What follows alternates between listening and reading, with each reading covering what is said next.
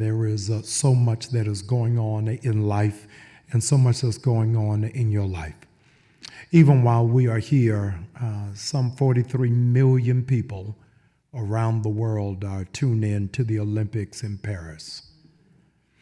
And they don't even realize that it is an ironic moment that the world is looking at Paris when in 1833, Paris was looking at America. And in 1833, a gentleman by the name of Alexis de Tocqueville got on a ship and found his way through the rustic shores of the Atlantic Ocean and found his way into Massachusetts. He got off as a philosopher and as a sociologist and as a part of the aristocracy. And for 2 years, from 1833 to 1835, he penned a book called The Democracy of America. And in that book, he was trying to deal with the phenomenon of democracy and what it looked like. It was a bit of tension because of Alexis de Tocqueville was over the prisons of France and couldn't conceptualize what was the idea of being free. And so he spent 2 years to do independent investigation on what democracy looks like. Finally, in 1835, the first volume of that book was released. And in that volume, he uttered 3 predictions. This is, mind you, 1835. His first prediction, printed in 1835, is that the world would have 2 superpowers, America and Russia. Well, look at where we are today. That the world on a global stage is really divided between 2 camps, America and Russia. His second prediction, as published in 1835, was called the tyranny of the majority. They said those who were the largest amount of the populace would become irritated by the undercurrent, and they themselves would try to spoil democracy itself. If you don't believe in the tyranny of the majority, then perhaps you were in a coma at Emory Hospital on January 6th. If you don't believe that there is a tyranny of the majority, then you don't understand why there is quaking trepidation that Caucasians will be the minority by 2040.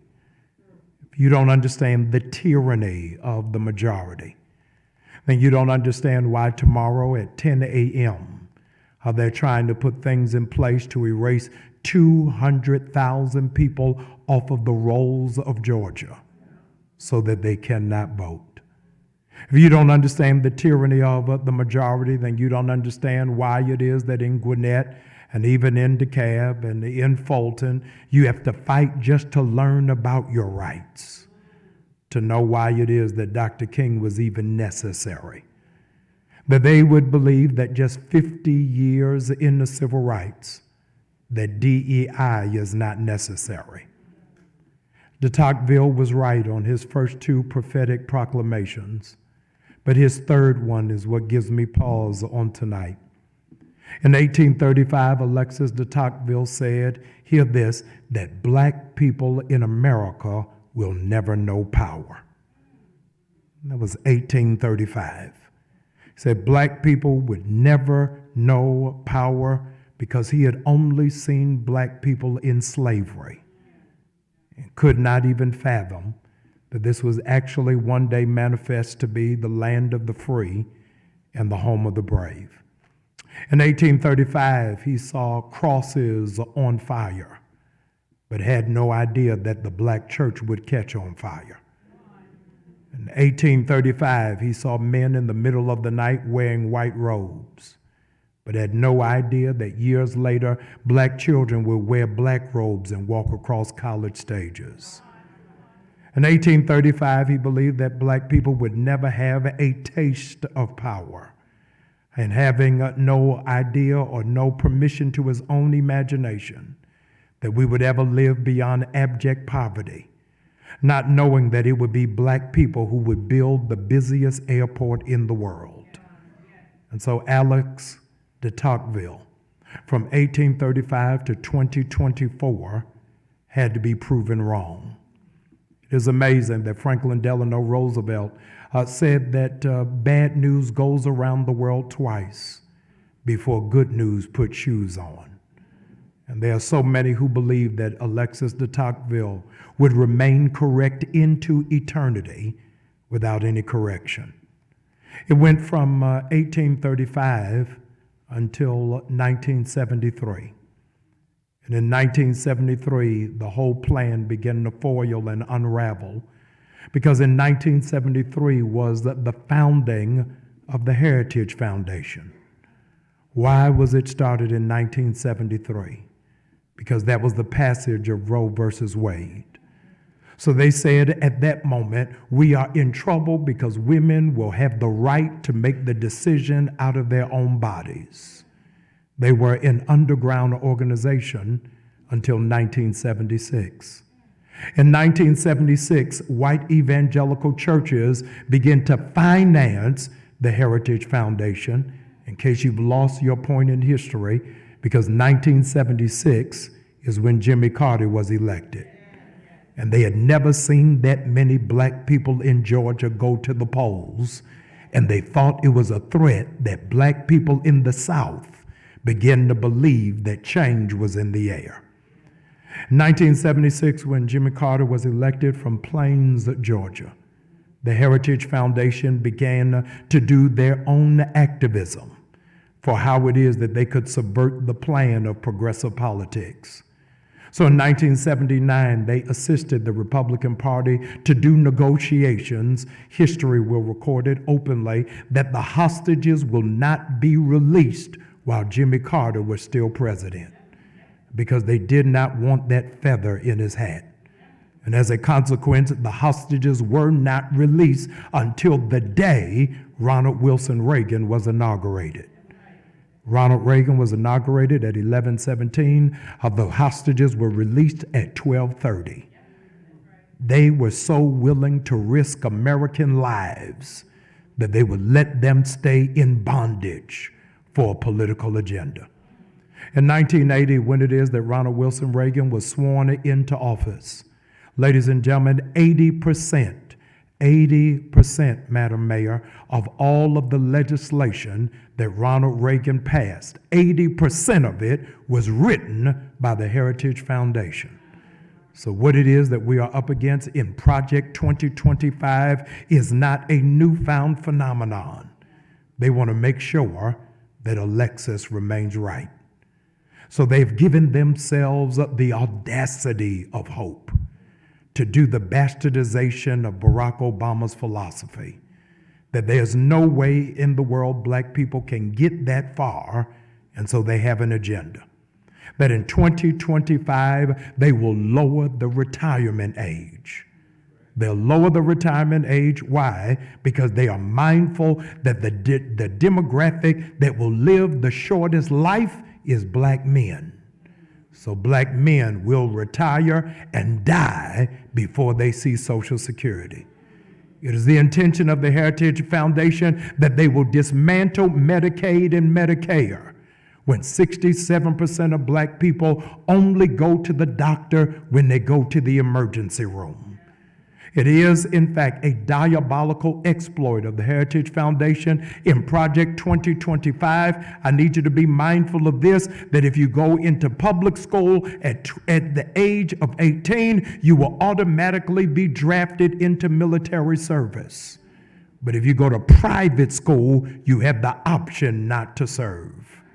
Ladies and gentlemen, in Project 2025, they want to dismantle what it means for those of you who have gone to HBCUs, that it will be illegal for you to get any federal funding because you are, in fact, teaching the purity of American history that says, in fact, that the preamble is a lie unto itself, that all men are created equal and have the inalienable right of life, liberty, and the pursuit of happiness. If that were true, standing on the corner of Lenox Avenue at 5'3", Langston Hughes would not have had to have written, "I too sing America." They ask me to eat in the kitchen when company comes, and I just laugh and eat well and grow strong, for tomorrow they'll see that I too am America. They were wrong because they had no idea that on a Monday night you would come into the headquarters of the man who started the revolution in the South, that you would stand in the same sacred space that made it possible for you to be able to call Raphael Warnock senator. That you would stand in the exact same soil that would make it possible for a Jew to be a senator in the South. If it were not for Jimmy Carter, this would not be possible. We stand on this sacred soil, and I know that you feel as if you are standing in Atlanta, but ideologically you are standing in Gaza because you are being bombed for the thought of independence. You have the nerve to think that you are worthy and valuable of owning property and registering your vote. Who do you think you are that you would have the nerve to put African and then American, while it is that we're doing the electric slide backwards? I don't know whether you realize it or not, while this is the epicenter of black wealth and black entrepreneurship, do you not know there were more black homeowners in 1968 than there are in 2024? We are so busy celebrating a pseudo-black middle-class lifestyle while renting and leasing, but don't have any real sense of ownership. The question that we've got to ask after we get off of the euphoria of the symbolism, what is the substance of things hoped for? So if Kamala Harris were to come in this room tonight, what are we going to ask of her after we cheer, after we take pictures? What are we going to ask of Kamala Harris if she becomes a president, because the opposition has a plan and we don't even have a dream? What is the plan when the fastest growing prison population is black women, and yet we walk around with Spelman t-shirts? What is the plan when our young men cannot get a loan to start a business but can get a loan to get a used car? What is the plan when there's no scholarship for your son unless he dribbles a basketball or throws a football, but God forbid if he wants to go into tech or into engineering or go into graphic design? What is the plan when it is that we are still being found as the last being hired and the first being fired? I want to ask the sisters who are here, whether you got on yellow or blue or red and white or pink and green, what is the plan if you are the most consistent voting bloc for the Democratic Party since 2008 and they've delivered nothing to you but symbolism? What is the plan? We've got to make sure that it is not the substance of things hoped for. It's not the evidence of things not seen. That black people still from 1835 don't have a Project 2025. And so tonight, humbly, you have assembled in this place is probably the most amount of black men who have come together in one room on a Monday and no football was being played. Because we understand that democracy is not a game. There's a lot at stake. There's a whole lot on the line. And before it is that we get puffed up with the false sense of black privilege on your way to Martha's Vineyard, being dizzied with James Weldon Johnson would call drunk with the wine of the world, we forget thee, shadow beneath thy hand. Can I take this moment to park parenthetically and tell you that tonight while I stand, 22 HBCUs don't have a president, because our HBCU presidents are having to resign and retire because their only job now is to raise money and not to safeguard curriculum. What is our plan? When of the 112 HBCUs that were started, 79 of them came out of the womb of black churches, and now black denominations can't keep them open. We got to turn them over to the state. If you don't believe us, ask our dear friends at TSQ. Ask our friends at Fisk. I ask our friends at Florida Memorial. There's a whole lot at the line. I'm excited that 44,000 black women raised $1.3 million for Kamala Harris. Amazing. I'm grateful that 2 days later, black men assembled and gave $1.1 million. But I paused because 4 days after that, white women raised $9 million. And it showed for us what was the pay gap. It showed for us what was the disconnect. And in case you have lost it, the real beneficiaries of DEI is not black people, it's white women. And you got to wake up and smell the coffee because it's not at Starbucks. It's Maxwell House. It's not good to the last drop. What is our plan? So I dare not bring you tonight for 2 hours of your precious life that you will not be able to come back. Not for an emotional massage, not for a hype session, but for us to have a blueprint for how it is that we press our way forward.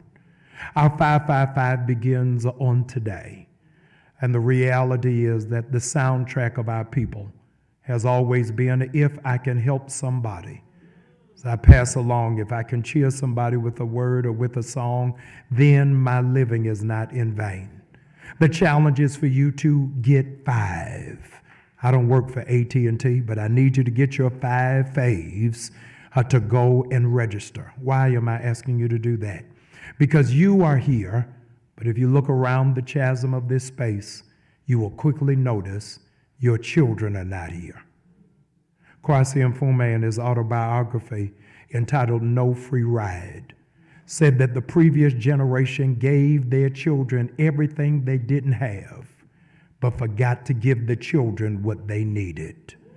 So our children have the fruit of the civil rights movement without ever knowing the sacrifice. So they are indulgent and entitled without knowing the whip, the chain, or the rope. Voting cannot be an option. As a consequence, we've got to do all that we can to go through all of our colleges, all of our universities, and not just register them to vote, but get them to the polls. I've got to give you the bad, dour news for you to know that in the 10 swing states, Congressman, there are 10 million eligible unregistered voters. 10 million eligible unregistered voters. And yet we just keep giving ourselves a high five, keep giving ourselves a pound, keep giving ourselves a wink and a nod. And I'm embarrassed to tell you, please don't turn to your neighbor. Because while Alexis de Tocqueville was wrong, this room may in fact whisper that Du Bois was right. We're just so happy to be in the room with the talented 10th that we've forgotten the 90. Ladies and gentlemen, it is incumbent upon us not to just talk amongst ourselves, but to go to the barber shops and to the basketball courts and to the street corners and to those who don't speak as well as us, who are not educated as high as us, will know that they have the same passion and share the same oppression as us. Who are the 5 that you are going to go register? It is amazing that you don't have to look for them, because 1 out of 6 of you who are in this room have somebody in your family who is incarcerated. And I might as well pause while I'm there, because I wanted to know, if a felon can run for president, why can't a felon vote? If a felon can run for president, why can't a felon get an apartment? If a felon can run for president, why can't a felon, here's the drum roll, work where you do? We have to remove the box. Who are the 5 who are you going to get involved and engaged? If this election goes on the other side of the pendulum, it will not because those votes were registered on the other side. It will be because of unconscientious objectors who are voting because they don't know any better and don't understand that this is the rent they owe for the generation that comes behind them. I want to challenge those of you who are part of the D9, those of you who are part of civic organizations, those of you who are part of grassroots organizations, and those of you who are connected to faith organizations. I want to encourage you on October 5th and September 5th that this is an all-out get-out of register to vote.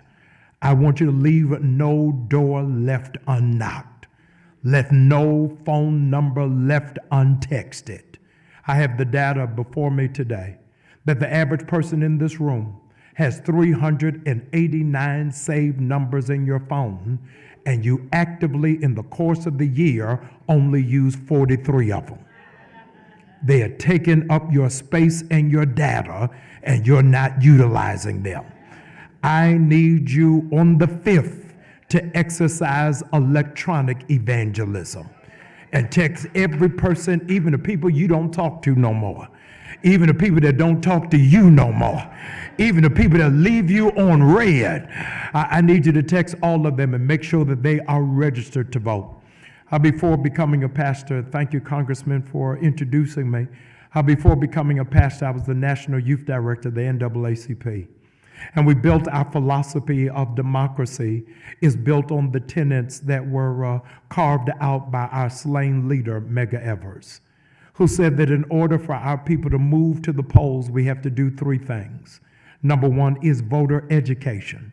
Number two was voter registration. And number three is get out to vote. Much of our focus has been on getting out to vote, but we never tell people why. I am now one of the small group in this room who, like Brother Levitt, has reached that golden age of 50. And those of you who are on the other side of 50, you will remember the Just So Say No to Drugs campaign started by Nancy Reagan. Here is your brain on drugs. And they showed an egg in a frying pan.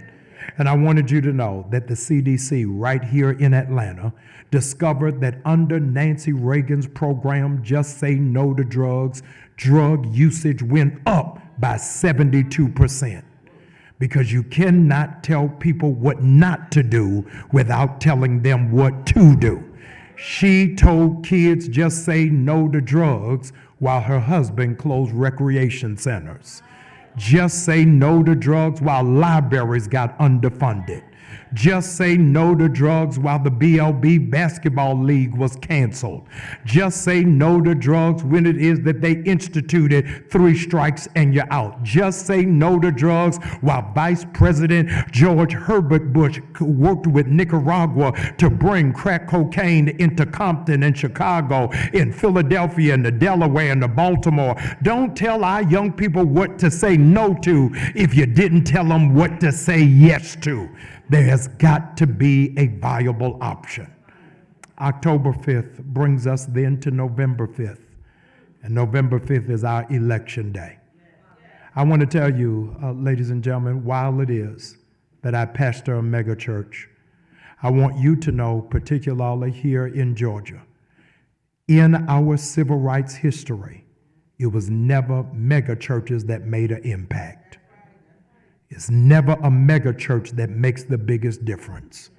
I tell the students that I teach at Payne Theological Seminary that what nobody ever deals with is Dr. King never pastored more than 300 people. It is not the size of the church. It is the size of the vision. How many of our churches have vans that don't move? How many of our churches have fellowship halls that are not utilized?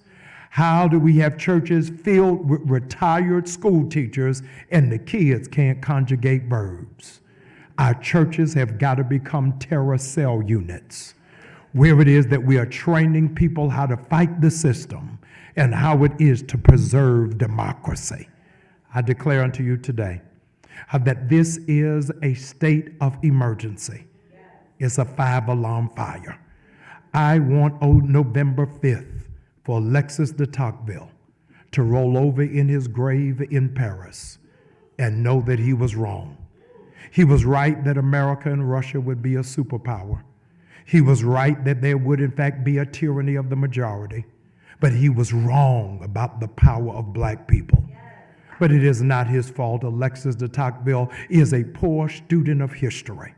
Whenever it is that you undervalue the power of black people, you're always going to be wrong. Long before Alexis de Tocqueville, there was another sociologist. There was another somebody who had a high-ranking job in the government. There was somebody else who came from a good family, and he ended up working for the government and doing so as Secret Service. You don't know his name, don't know his rank, and don't know his badge number. All I can tell you is that he worked for the Roman government.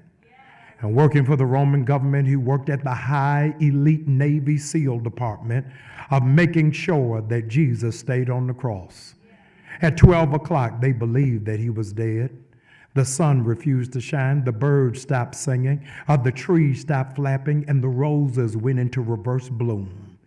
And then about 1:45, he made the declaration that Alexis de Tocqueville is going to have to make.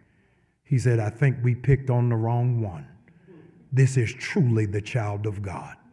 Ladies and gentlemen, we are getting ready to change American history, not because of Project 25, but because we leave with a focused, laser determination of 555. Ladies and gentlemen, we are America's last hope of seeing what patriotism looks like. The land of the free, the land of the brave, land where my fathers died, land of my pilgrim's pride. From every nation side, let freedom ring. Thank you, and let's make a difference.